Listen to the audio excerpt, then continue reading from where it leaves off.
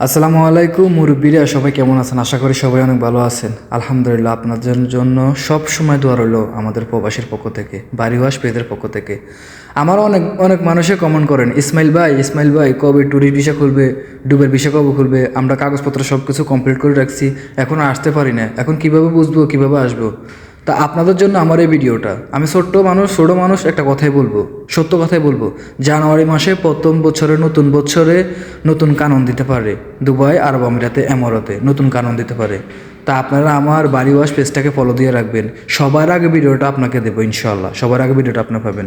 তবে ভিসা খুলতে পারে, কিন্তু ভিসা খুলতে পারে হোটেল বুকিং, সব কিছু বুকিং, ডলার অ্যান্ড টোটালে আপ ডাউন টিকিট সব কিছু মিলাই আপনি ট্যুরিস্ট ভিসা পাইবেন আশা করি। কিন্তু আপনি যদি এখানে চলে আসেন, কোনো হোটেল বুকিং নেই, এই বুকিং নেই, এই বুকিং নেই, তাহলে এই সম্বন্ধে আপনি তাহলে আইডিয়া নাই, আপনি জানতে পারেন।